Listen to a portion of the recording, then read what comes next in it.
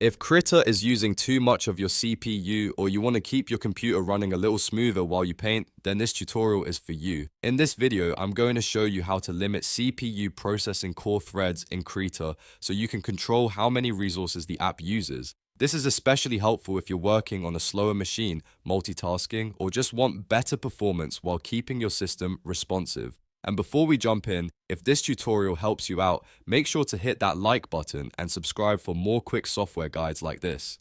Alright, let's get started. First, open Krita on your computer. Once it's open, go up to the top menu and click Settings. Then choose Configure Krita. If you're on macOS, you'll want to click Krita at the top menu bar, then select Preferences instead. This will open the main settings window where you can adjust how Krita behaves behind the scenes. On the left-hand side of this window, click on Performance. This is the section where Krita keeps its speed and resource settings, including options for CPU usage.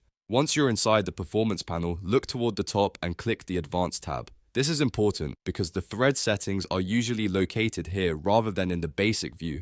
Now look for the section labeled CPU Limitation or Thread Limit. Depending on your version of Krita, the wording may be slightly different, but the function is the same. You should see an option that says, use all CPU cores/threads. If that box is checked, Krita is currently trying to use all available threads on your processor. To limit that, simply uncheck the box. After that, use the slider or the numerical input box to manually choose the exact number of threads you want Krita to use.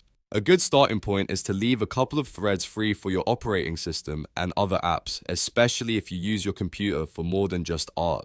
For example, if you have an 8-core or 8-thread CPU, you might try setting Krita to use 6 threads instead of all 8. If you have a stronger processor, you can test different values to find the best balance between performance and system responsiveness. The goal is to give Krita enough power to work efficiently without making your whole computer feel overloaded. Once you've chosen the number of threads you want, click Apply in the bottom right corner, then click OK to save the setting. At this point, the change is saved, but for it to fully take effect, you need to restart Krita. Close the program completely and open it again. After restarting, Krita will use the new thread limit across its background, rendering tasks and processing operations. If you ever notice that Krita is too slow after lowering the thread count, you can always come back into the same performance settings and adjust it again. That flexibility is really the advantage here.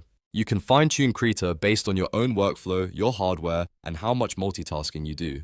So to quickly recap, go to Settings or Preferences, open Performance, switch to Advanced, adjust the CPU thread limit, apply the changes, and restart Krita. It only takes a minute, and it can make a big difference in how smoothly your system runs. If this video helped you, please give it a like, subscribe for more tutorials, and let me know in the comments what software you want to learn next. Thanks for watching, and I'll see you in the next one.